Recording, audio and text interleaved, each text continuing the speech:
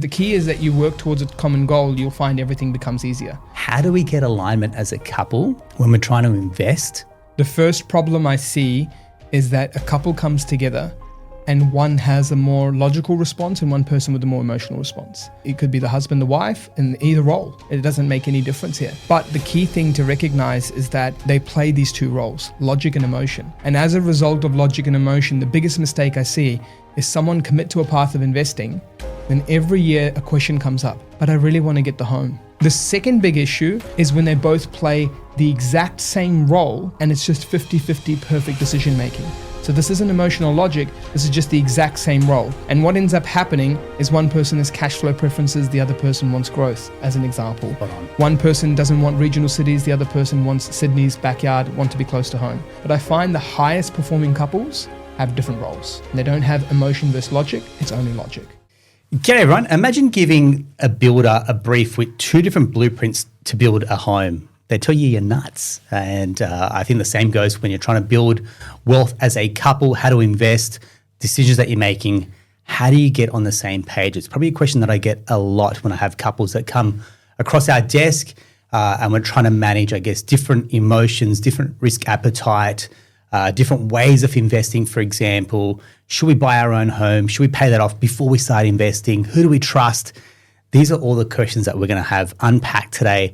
Hopefully, if you're in a couple, even if you're single, for example, you're trying to get clarity on the way to move forward with your property portfolio and scaling and managing your investment properties. The man that on my right-hand side, Arjun Paliwal for Investor Kit. We're going to go deep. How you doing, brother? I'm good, my friend. Really good to see you again. You too, mate. You too. Look, I've naturally, our paths have crossed many times. I've followed your journey. 10 years, you just said you're age 32, 10 years between us, which I can't imagine that. But mate, you're looking good. You're looking good, dude. Well, speaking of that, that's my first question to you. Health. Because I know you had health scares last year. And I won't say scares are pretty serious. And it just, to me, it reiterates, number one, health is wealth. When you're not well, the only thing that matters is getting better.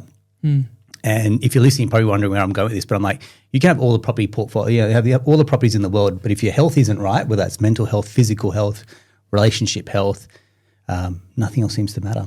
So take me through that journey and kind of when you reflect on health and well-being, what's happened, what's changed, and what have you done since? Yeah, so quick summary of that was I had open heart surgery last year, and it was not by choice. It was obviously forced because I needed to get it done. It was an emergency, and it was something that I was born with, and I'm just lucky that I caught it this early because if I hadn't, wouldn't have had many years on the clock left. Wow.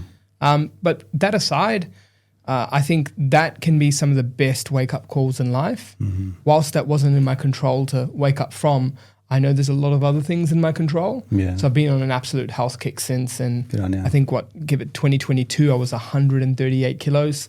I'm now 100 at the time of this recording, 107. Congrats. And so I'm losing a kilo a week this calendar year, and I've been averaging that since the Jan 1st and on a bit of a roll. Well so done. I expect that next time we catch up, mate, I'm sub 100 and Boom. yeah, keep that updated. But I think on the health thing that you talk about, it's so true. And I love how you mentioned all three, like, looking at mental, physical, all these different aspects, because I meet people who are some of the fittest people out physically, but then mentally, they're just not in the right space either. Yeah. And so I think you really need to be holistic with all that stuff because, as you said, there's no point building on all this wealth if it's not going to be something that you're fulfilled about mentally and it is for the right reasons mentally, where it impacts parts that you wanted to impact.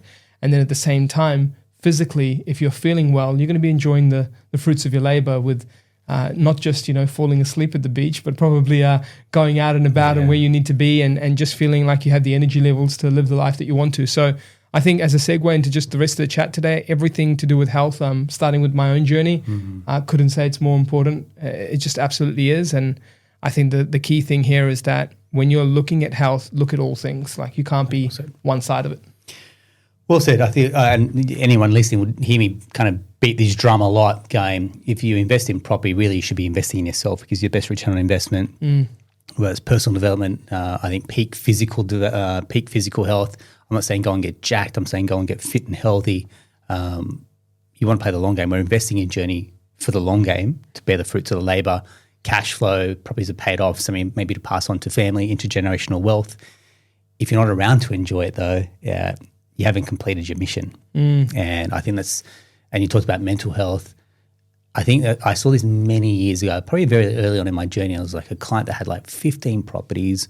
I was blown away. I'd never seen someone that owned that many properties, but was miserable. And I walked away and I was like, well, what have I missed here? Like anyone would kill to be in that position, go back nearly 8-9 years ago, but you weren't happy. And I think it dawned on me, like, call it more money, more problems, call it, diminishing returns sometimes around scaling the portfolio. There are some people that have gone on to be incredibly happy, incredibly, celebrate where they are in their journey, in their life, and others are just like, it's never enough. Yeah. Yeah. I think like also just when I'm thinking of where the health parts come in most for me and how that impacts in terms of happiness is unfortunately the good part of having that scare that I had, which was, pretty crazy. But having that, it made me mentally actually want to give life more of a go, because I, since then, have traveled more than I've ever traveled in a short time period. I've said yes to the more spontaneous things in life. I've, committed to growing my company, helping my team, because I know the impacts of a company. We're at a stage now, it's like when you grow that, you actually impact so many jobs, so many Australians, so many people, and people don't recognize that. They just see the glam of the business of like, the money in, the money out, or how that person's individual life is, but they don't see that, now we've got over 60 people across our group, and it's now in a position where they're taking their life to new heights too. Yeah, awesome. So I just think like what health can do for you if you channel the wrong events into the right way is to show you that there's a lot more to life and you got to give it a proper go. Yeah. And that's where I'm at now. So I think there are blessings to those events, but yeah, look, when you're giving life a proper go and it's for the right reasons and it's across many things, it's probably hard to like not be happy. Yeah. So I think most people that do get some success in parts of life and then don't have a bit of happiness, I often find they don't get much more success than that as well. I find them being limited. But like you said, the 15 property story might be great, but I'm positive when they have a life that's well placed across everything, it would have been even better than what they had. Yeah. Because that type of person makes decisions better, more freely, doesn't have mental baggage, doesn't think about certain things, takes it to newer heights, just because they're just in a better place mentally. Yeah, I love it. If you listen, you'll hear more of the mindset methodology really start to come to the surface. We could talk about hotspots, and we'll cover that off in plenty of episodes. I feel like if that's where you've gone to invest in property and you feel I need a hotspot to get going, I feel like you missed the point. I feel like if you work on yourself, you do the deep work, if you expect more of yourself, you can expect more of others. Yeah. And that's where we want to like lay foundations for people going, get comfortable in your own skin, get comfortable with the strategy that you want, get comfortable with the results that you want, get comfortable with the team that you're bringing on board. But most of all, look in your own backyard and go, actually, what am I doing? Why am I doing this? And how do I move the needle in my own life? Yeah. As well, which can cut across health and wealth. Mate, when we go back, because we cut our teeth working at CBA. We did. I often think, mate, we had a really unfair advantage that we had such a good breeding ground. Yeah. When I look back and people can, sling mud at CBA, but I've got to tell you what, man, like it raised the bar in terms of like the caliber of people that work there. Yeah. You start a job, you finish it, you take ownership, follow up. Like these are principles and methodologies that just do not go out of fashion. I feel like our business become the beneficiaries of like really good discipline that we learn inside a large bank, and then applying that to our businesses. Where you take CBA and just put corporate Australia in there, where I feel like, and you probably work with a lot of corporate employees as well, is their career just feels like it's in like just neutral, or it's just go mode, and it's like they're not taking control of their biggest asset, which is themselves. They're the biggest income producing asset, a little bit in cruise control. And, that could have been us. Do you think about if you'd stayed at the bank and, you said now, the team's 60 plus, for example, to put yourself in the driver's seat and now take complete control of where your life and your family's life headed, that crossroads and kind of where it could have may have been? Made some good reflection of where life would have been. Firstly, I definitely think that life wouldn't have happened the way it has that fast. Spot on. I agree on that. Secondly, I also want to give people their credit. I think there's a lot more smarter people than me sitting in that building. or sitting in those buildings at CBA. There's some brilliant minds there. Yeah. And I was blown away even before leaving, because I definitely, as I left, I wasn't like the smartest person in the room by far. And so I think like there's a lot of untapped potential in those areas that are stuck due to the rankings, the politics, the hierarchies, the systems you have to go through. So I feel like with those 2 points in mind, short answer is no, I wouldn't have been where I am today within that system. But I will, challenge one thing and say, could I have made it as far or gone as far? I still think so, even within those systems, but just not at the same pace. And the reason why I say that is I can remember a starry-eyed 18-year-old Arjun going into a bank branch, and I remember one of my leaders was going around the room and saying, where do you guys all see yourself in the next 5 years? And obviously I was definitely way off with this one, but I said to the whole team, I was like, I want to be CEO of the bank. 18-year-old. Doesn't hurt to dream, man. 23. Yeah. That doesn't, I definitely missed that one. But I think what's to say with that is that the same urge, the same heart, the same desire, the same ambition was sitting in those buildings. I just needed a platform for me to have more control of that outcome. Yeah. And that's what business has done for me.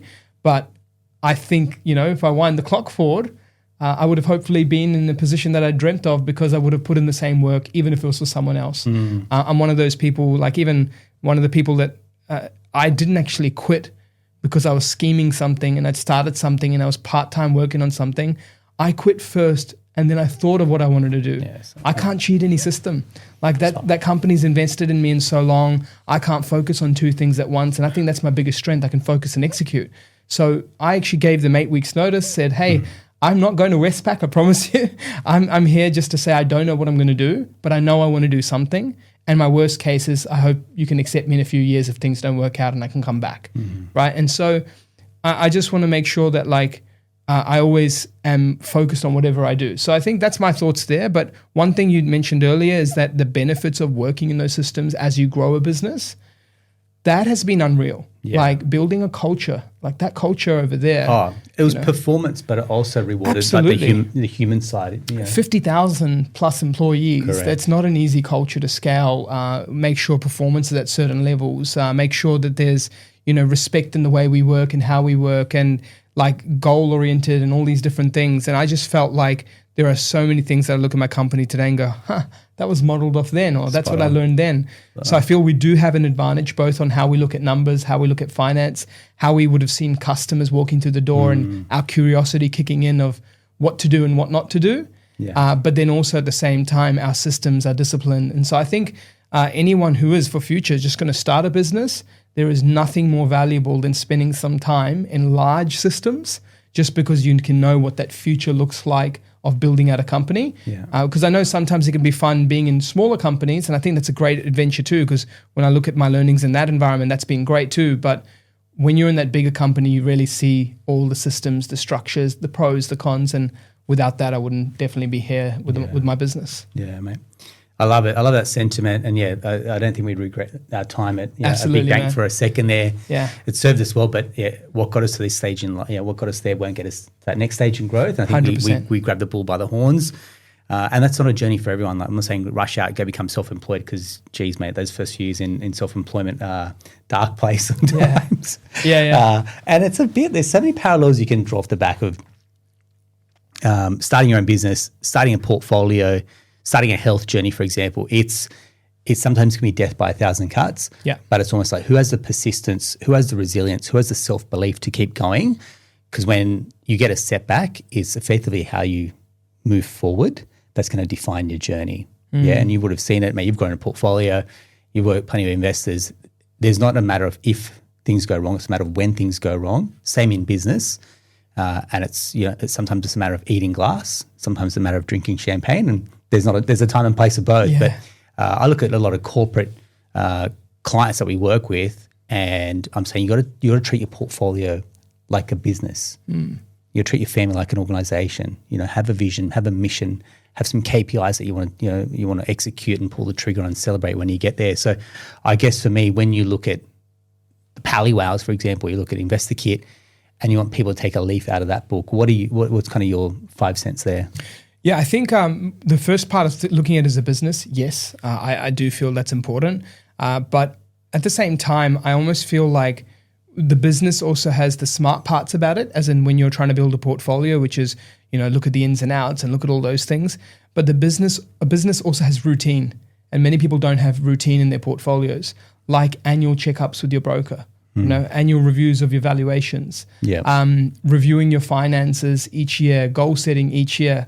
Like how many people do these with that structure in place? Because in businesses, you're doing your taxes quarterly, or you're running your BASs, you're actually managing profit and expenses like weekly you are there. And monthly basis. You're looking at your people and culture. You're having one-on-ones. You're having coaching, training. So why not bring the elements of routine into it as well?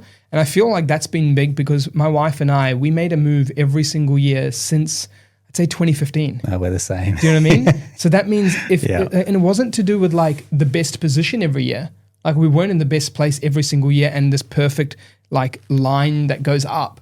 There were steps, there were roller coasters, there were ups and downs, but that didn't stop us from the routine, which is every year we make a move. And so I think that's one of the things in property and business that has similarities too. And let's just say you can't make a move every year. Can you set your moves up every year? Nice. And that's where I think in routine is a big part to bring to a portfolio, which people actually don't bring as often. That's a key thought. I love it. And I think, the paycheck can make you a little bit complacent. Yeah. Your corporate client, again, our borrowers that are corporate or even in good salaried roles, the paycheck becomes consistent. There's not much to move the needle on, for example. And it's almost like, as you say, we see, as you get higher up in corporate ladder, it becomes harder to get those roles effectively if you lose your job or you're trying to change roles. I say to the clients that were earning, 250, 300 plus, I'm like, you're the ones that need to invest more and more because it actually gets riskier the higher your paycheck goes. It's very hard to replace that role, for example. You could be looking for quite some time. And so to me, they almost feel it's a little bit below them to go and buy 500, 600, 700K properties, but it's almost the exact thing they need to be doing. Absolutely. And what you said about the risk is very true. Like I compare middle and senior leadership in corporate worlds to the coaches of sports teams. Whenever a sports team does bad in the NBA, they don't let go of the superstar. They let go of the coach. Yeah. The coach becomes the scapegoat because it's like, hey, these superstars are personalities, they're people, they actually push the vehicle. The coach had all these resources to push this team and they didn't push it the right way. So the coach always goes first. And it's the same in corporate world. You see redundancies happen at middle management. You see restructures happen there only because that can shift the whole direction of 50 to 60 people in that division. Yeah. Because that 50 to 60 people, when two leaders become one, move a certain direction. Companies don't do that for just pay or saving a few. Like the most saving of money happens in multiple lower roles restructured. But it's not the case. They need to look at middle roles because they often find that it's divisional movements that move the whole team in a direction. So I find you're right. The risk is there. It's the most. But also when you have routine, you should also have rules, just like a business. So a business has rules around, hey, how many months of cash do you need to hold, right? Or rules around, investing X percentages into marketing or X percentage into labor, X percentage into other goods and services. And when you have these rules set in the portfolio, an example could be, hey, if you have a buffer of say 3 or 6 months, every dollar above that, what are you doing with it? Nice. Right? That could be a rule. Another rule could be every time your portfolio and your annual checks gets up to say an increase in valuation, what are you doing with that valuation to take out the equity and how does that change your total cash and buffer? Yeah. Right? Hey, if you're saving more than $2,000 a month and you're in a position where you have a deposit, why aren't you making a move? Even if it's negative cash flow, you're going to have some buffer to use against that negative cash flow because you're saving more than $2,000 a month. It's forced savings. It's into a property. And so if you have all these rules in play, just like a business example again, you just move better as an investor because you don't wait for the right time. You have tick boxes like a operational manual and you're just going, check. Good. Let's do something. I love it. You've almost taken a little bit of that decision fatigue. Yeah? You mentioned there, it's like we've got to wait for the perfect time or we're waiting. It's like I think you and I can come across sometimes a little bit salesy in a sense going, come on, let's do it now. It's like we've got no agenda. Yeah. You wait a month, you wait 6 months. Like the market's not slowing down and waiting for you to hop on board. It's moving with or without you. Yeah. And I think we've seen this long enough to go indecision, inaction is just you're not the beneficiary of that. And moving forward, excuse me, you mentioned about rules, and I think this is an important one, and we said at the very start, investing as a couple. Getting aligned as a couple and money, I feel like you look at any relationship breakdown, I say any, the majority of the reasons that marriages fail, relationships fail, a large part is based on finances. So let's put this smack bang on the table and go, how do we get alignment as a couple when we're trying to invest? Because this is probably the most friction that we'll get when it's like, how do we structure loans? How much cash flow? Who do we trust on the team as well? I'm going to lay it on you with quite a few questions there. And it's obviously a journey that you've been on, really, as a couple as well. I've been there with Bernadette. We've been open about that too. How does someone have this conversation as a couple without it turning into an argument or, fine, we'll just drop it and we're not going to have this chat anymore? Yeah, it's the biggest thing I see. And I want to start off by sharing firstly the problems that I see. Because if that's super clear, then you know what not to do. The first problem I see is that a couple comes together and one has a more logical response and one person with a more emotional response. And it could be either part. It could be the husband, the wife, in either role. It doesn't make any difference here.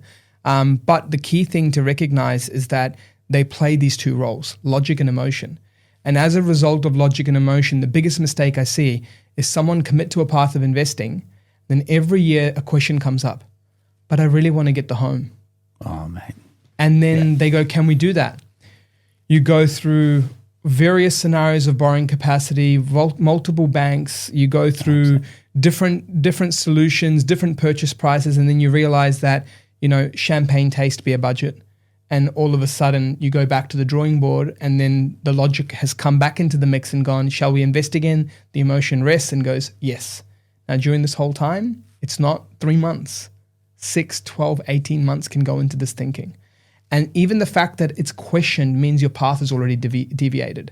And so the key here is that's the first one. Emotion and logic balances is a killer, because we see people where I've seen couples on the same page without this, and in 3 years, they bought 3 properties.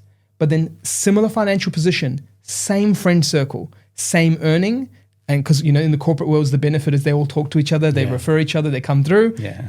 We're talking executive at CBA. We're talking similar tenure, similar age, husband on a similar package, wife in these executive roles. We're talking savings per month, literally close to the same, $500 apart. But then the other person does 3 properties in 6 years, all because of these emotional breaks. Just because they need that time to reset, review, discuss, think, back and forth. We'll come back to you. Evaluation. So that's the first big mistake. Emotional, logical, all coming together, and they go in all these different directions, decision breaks. The second big issue is when they both play the exact same role and it's just 50-50 perfect decision making. So this isn't emotional logic, this is just the exact same role. And what ends up happening is one person has cash flow preferences, the other person wants growth, as an example. Spot on. One person doesn't want regional cities, the other person wants Sydney's backyard, want to be close to home. One person is a decision coming in with family drivers of, they said these areas are good, don't do this, and then this person said this. One person wants to be able to just go into any location and trust the professional. The other person wants every little thing looked at, every little thing discussed, and they don't want any maintenance, any renovations. They just want it clean and easy. And so now we're just talking equal roles, but just 50-50 decision making. You'd think with 50-50 money or incomes, that's the right logical way to go. But I find the highest performing couples have different roles. And they don't have emotion versus logic, it's only logic. So now when I give that example, I'll try and use the example of myself because it's close to home. With Lee and I, we've got this macro-micro role. So the macro role for me is decision on portfolio expansion, decision on location, decision on house, like very macro. On the micro, Lee comes in and goes, anything you need for paperwork to get finance together, anything we need for money movements, anything we need for loan document signing when we're ready to go, anything we need for insurance take-up, structuring there, anything you need for deposit payments, and then anything you need for pest and building report review and thoughts on a couple of things. Like everything is that's her role there. And she loves it. She does it really well. And she supports me. And then I support her with this. And as a result, you're both on the same journey. You're attacking it both with logic, but you've got roles. And again, we're now bringing it back to a business. I've got my role, she's got hers, and we both complement each other well. And so as a result, I don't have a decision to discuss. I don't have the location to discuss decisions at this level, and she doesn't have decisions here at this level. I just trust her. She tells me, sign here, done. Like there's nothing else. Like I'm not going to go, did you want to fix this or did you want to discuss this? Because then I'm jumping in her world, which she owns. Or no, have you tried that insurance place? No, if she said it, we're doing it. And so I think that's the most success. And when other customers that I've worked with have mimicked that, but in their own ways, sometimes it's the wife really running this top part and they're running location, strategy, research, everything well. And then the husband becomes I'll sort the loans out, I'll sort this out. Either or, you can go in any direction. But the main thing is that macro, micro was our set. We owned roles, and it can be different roles, but just owning your own role, trusting and making sure that there is no emotion versus logic. It's just logic because we're just having a business here, right? So, yeah. Yeah, I can hear people thinking when they've just heard this, and if you're listening, your mind will be racing, right, when you hear this, because you've nailed it, but almost you've struck a nerve at the same time. And I'll tell you why. Two dudes having a chat, and generally a lot of the emotion and the safety will come from a feminine mind. I hope this isn't offensive. That's not my intention at all. I feel like I've done a lot of work around the psychology. A feminine mind wants stability, security. Men are generally more risk-taking. Again, I'm sorry if this comes across, what's the word, a little bit sexist, but I mean, we've had enough years under our belt. We've worked with enough people to go, hey, we can see a yin and yang in a relationship. What you've mentioned there is exactly how Bernie and I work, which roles we assume. I think maybe it's also having the benefit of working together in a business. Yeah. There's the front end, there's the back end, for example, when it comes to running a business. And I think we probably play fairly similar roles. Yeah. So instead of being two dudes, going, hey, look, you do this and I do this, for example, how does a couple get to the point we can have a very clear conversation as a couple? Is it, hey, let's just put all our fears on the table. Let's just put all our risks on the table. I've got a no pay, no say attitude. So if someone's not paying my mortgage or someone's not paying my BA, you don't get a say in what's happening. Same goes to like if you have a wedding, plenty of opinions. If you're not paying for it, I'm sorry, mate. No pay, no say. And if that helps kind of shut out the noise for family, for friends who genuinely mean well, and they mean well because they want to see you not make bad decisions, that's a place of love. That's cool. But also if you're the one paying, then you are in the driver's seat to make those decisions and you live and die by those decisions as well. So just go back to my question. It sounds great to have that in theory, but in practice, how does two couples come together busy? Well, work demands, we've got family demands. How do we have this open and honest conversation ultimately, again, without it leading to conflict in a relationship? Yeah, what I want to say there is that what we discussed before, that's the outcome, right? And Correct. So if we're That's going exactly back a few steps, I firstly look at what Lee and I have done, and what we've done is we've had goal setting each year, because if we're together on the goals that we want to have, the things that we want to achieve, our big why, our dreams, over the long term and short term, firstly, there's this mutual approach to go, would you like that? Yeah. Would I like that? Yeah. Okay, so we agree we both like this and we want to get to here. Yeah, agreed. Okay, well, when you have that type of conversation, you're now building a team because you're both committed to the same goal, right? And again, I'll bring the sports analogy up. It's like two team members like shaking hands and going, we're going to try and win a championship this year. Like you're ready, you're committed, that's your end goal. Now you've gotten that goal piece. That's a good segue to roles. Like, and with roles, it's not about jumping in and what I will do and what I should do, what should sit with me. Now, this is a very aggressive way to take a conversation. Take a step back, and I think everything's been very submissive to each other in a way. It's like, hey, I really need help with these areas. Is this something you can own? Right? Like, this is our language, and I know we're getting into communication as a couple now. That's exactly where it needs to be. 100%. Dr. Filling right now with each other. But the main thing is, it really is about asking for help, asking of each other, deciding on roles, having goal setting, having strengths on the table. And if the key is that you work towards a common goal, you'll find everything becomes easier. And that's usually a moment for that other half to also bring out everything they feel. Like as in, look, I really want this as part of the journey. Well, go deeper. Why? Why do you want that? Do you feel we're missing anything here? Like we might be renting for the last 5 years. Have you not enjoyed the areas we're in? Oh no, we're in the best parts of Sydney renting because it's way cheaper. There you go. So are you not feeling good with the security of everything? Well, let's turn everything to emotion, to logic. So to give you an example of our Rentvesting days, we were Rentvesting for many years, and there was a bit of emotion coming into the mix. Mate, I'm glad you said it. This is 100% the biggest issue I see couples face is a rent vesting strategy. Yeah, massive. So this was coming into the mix for us a fair bit, the emotion. Yeah. Now, what I'd done the math on, and this is where it gets pretty crazy, I encourage people to do the math on this, get some quotes locally, do this out and figure it out. The common issue she found was the moving and all the things you have to do with it, the pack up, the stress, the location, the drop everything off again, the set up the whole house and all that stuff. If you go through that journey and you do this math, number 1, removalist and packing. Number 2, unpacking it and setting it up. Number 3, a staycation at a hotel in your local area. Grab the math for those 3. And then number 4, an aggressive approach, prepared approach to like renting out properties. Like we want that, everything's ready. Our application's packaged, documents aren't delayed. We are relationship with the relationship of the property manager, really getting aggressive there with, we'd like this, we'd like to apply, we're sending everything. Like do the math on just the time it takes to set that pack up. So you're super ready, your application ready for any property, and your removalist, you're unpacking, you're packing, and your staycation at a local hotel whilst all that happens. So you just sit back and let it be. That math on top of your rent is still cheaper than the mortgage payments. So like, everything stress and emotion can turn logical. You can turn logical. Yeah. I'll hear the listeners' voices because I hear these in conversations going, hey man, logic's one thing, but put a price on like stability, security, not having to move every year. I just want us to have the house. My families are judging us because we're renting and they can't see the rent vesting model. They can't see the equities Fugazi, for example, right? We've got all these properties, but we don't feel richer. Yeah. Like cash flow, we actually don't feel richer. And you can't eat the capital growth.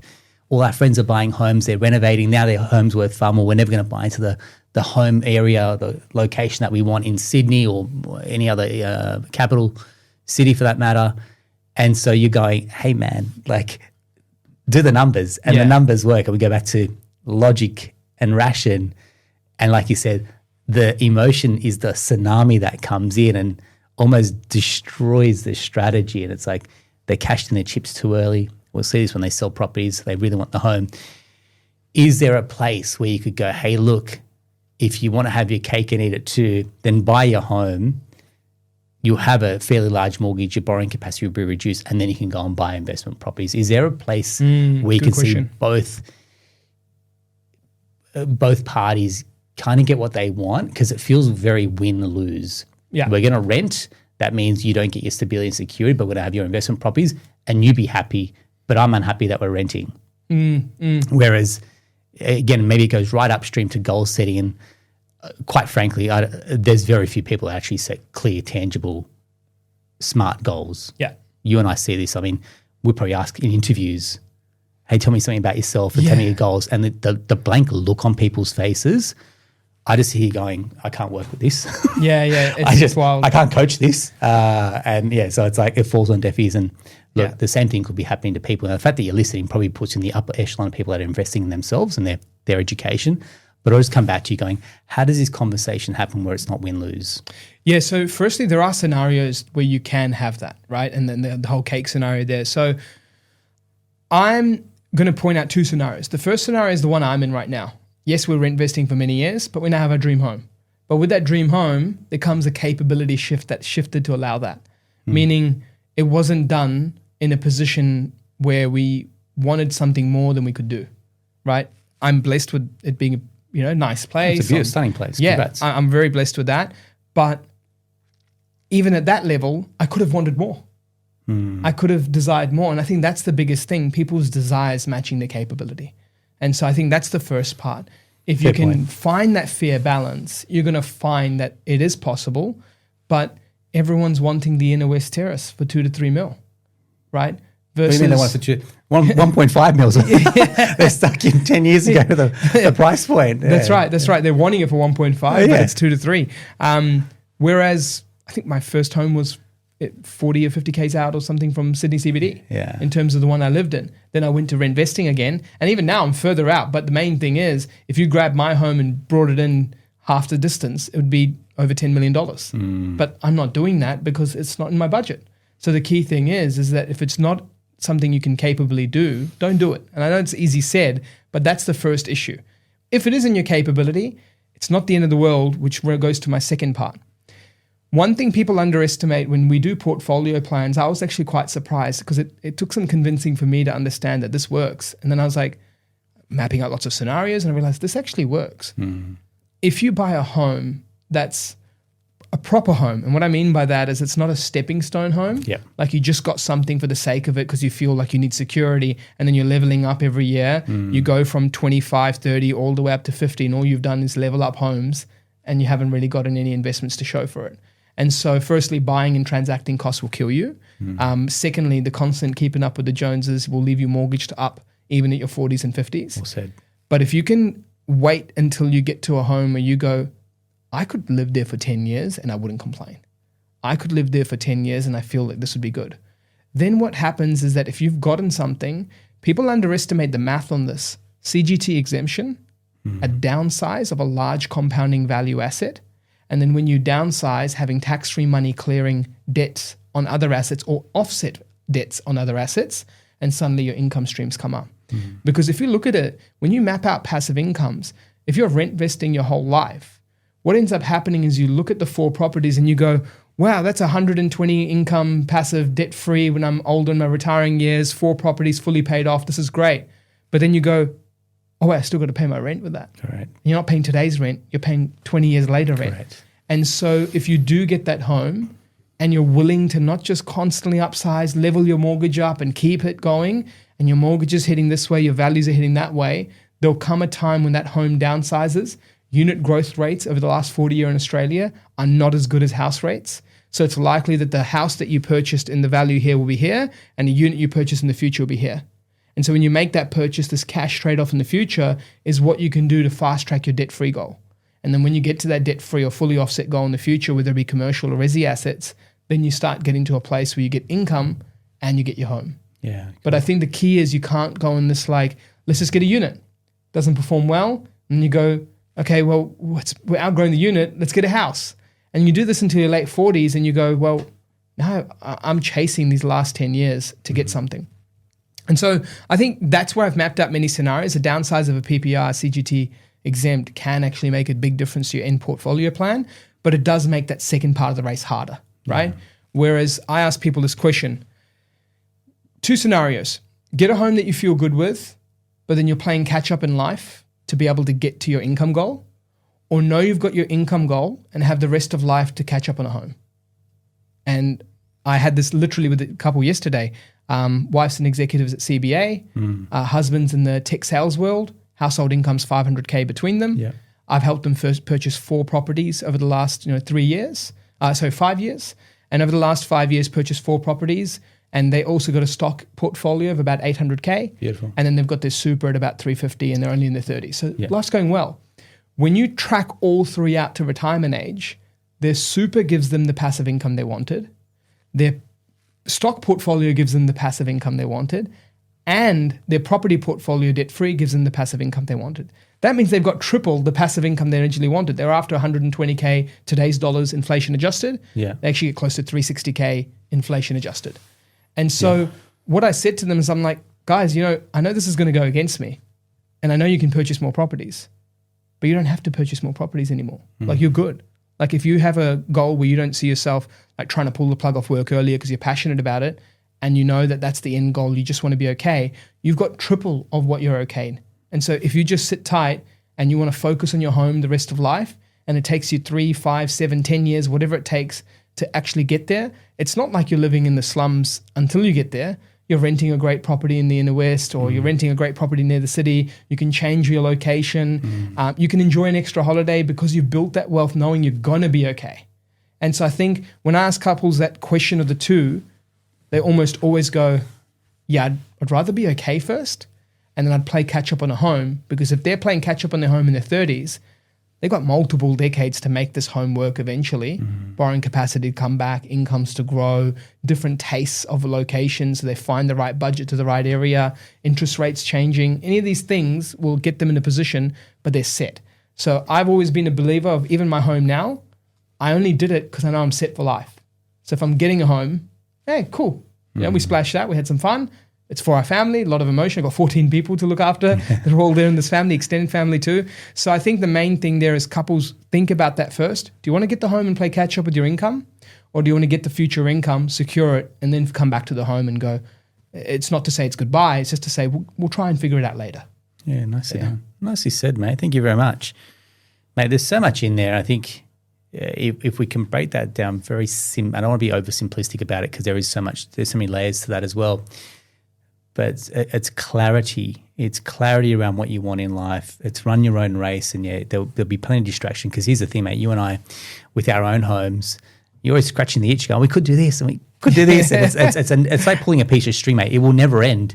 And these are very big, dollar decisions that we start to then make and play around. But I think, and you have the home, and it's like, I don't know how you go, mate, but there's always this, we're doing better, so we should upgrade the cars or we should upgrade our lifestyle. It's like that, to peg that back takes real discipline.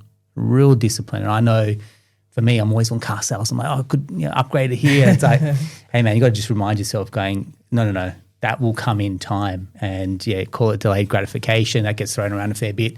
But there is a sense to it going, just because you can sometimes doesn't mean you should, doesn't mean you can take that mortgage on, because it's a if-then type model. If you do this, then it leads to that.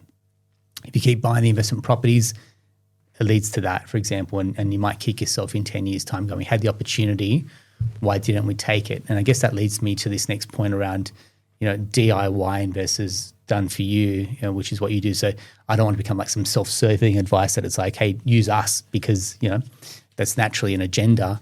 But when I do my research, and I saw this came up late last year.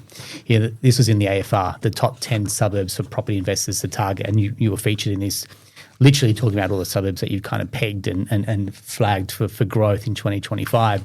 Like I said, Arjun, you're giving this away, so it's not about hotspots anymore. But people are then going, hey, Arjun, you're giving away all your secrets. And you're going, no, I'm not, because there's what we do that comes under the hood that a DIY investor just will not or could not compete with us. One, because of clout, but two, because of like aptitude and the approach. So what separates, I guess, someone that picks up this article and looks at those areas versus what you guys are doing on a tactical basis? Yeah, so I think that's what you're sharing there is really, really important, that people recognize that, firstly, you can use that information and go make a DIY decision. It's been long possible, and there's nothing wrong with that. But the differences are massive. Right. And as a result, this is why I'm so open to sharing it, because I know those differences. Yeah. And what we firstly find is that we're in an information world right now. So information's everywhere. And even if I didn't have this there, AI searches, Google searches, something would have popped up. You would have if it wasn't you in this BA, it'd be someone else. There's another BA quoted in here anyway. Yeah, so there you go. Don't worry about it. I think the key thing here is that information exists everywhere, but execution's a whole different game. Yeah. Right? Now, when it comes to execution, people forget that people grab hotspot, then go to it and try and buy. And it's a very simplistic view. It's like learn location, buy location. Whereas with us, it's like, hey, here's a portfolio that you're trying to build. Let's think of the end and reverse engineer. That's the first. Because then now in this area that might be good, well, do I already have assets in that state for diversity? Should you buy there then?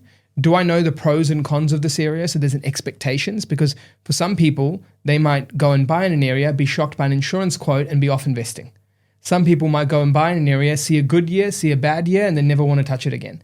So there's this mental resilience that happens when you know what you're going into and know what you're not going into. So firstly, that's that portfolio piece. The second is areas and suburbs. I can see so many mistakes in the middle. I've seen people go and use another professional, buy in a similar area, but absolutely make a big mistake. So I've seen like, okay, our information's out there. Other professionals can also use it. And then they go in there and they buy a house on a main road. And so they think they got a deal, but then they're like, yeah, you actually bought it, but it's on a main road and it's going to be longer to sell, longer to rent. And if you ever try and exit a portfolio, which unfortunately none of the property professions right now are able to talk about that, because we're only a few years in. Anytime you now move the clock 20 years forward, you're going to realize when people try to exit certain properties, try and clear debts, turn into commercial or turn into cash flow assets, other stocks or anything like that, You're going to see where people's due diligence came in and didn't come in. And I think that's the next part, asset level due diligence. But then the third part is at our scale at the moment, we're averaging about 70% of properties that aren't on the market. Okay. And so it means that we're like a filter almost. Things go to market, and in connections that we don't have, then yeah, we go for them on market. But if they've come through connections we have, it means that it's just what we said no to. Cool. So for the uninitiated, I just want to stop you there because again, we'll get this question all the time. Mate, off markets, how are they actually doing it? How does an off market deal hit your table? Is it because you've gone to these real estate agents in this area saying, give us the first bite at the cherry because, I don't know, we're buying, we can guarantee a buyer or we can guarantee a quantity. How does that discussion happen that is genuinely then off market? Because this is a question that I'll get time and time again. Yeah. So firstly, I want to say off market deals aren't necessarily better, but it's the channel of choice, meaning like I get to choose when you're a client of ours to go, do I want this or not, right? Versus I'm fighting for this and this is all I have choice of and I don't have a decision to make of other options, right? Okay. So that's the first part because I've even bought, I think half of my portfolio is on market. Yeah. So it doesn't mean that every single property, like if it was every single property in my portfolio off market, then I'm telling you on market's great, different story, right? Yeah. But it's half and half because I always choose the best asset. But then when it comes to how it works, it's this. There are agents like that just want to get deals done and that deals at volume. And when they're selling those properties and they're looking at deals at volume, for them that speed, reliability, and consistency is more important. And when we've got a client base, we've got that ability to buy in an area because we like the research there and we like what's happening there, then what's going to happen is they're going to have a choice to make.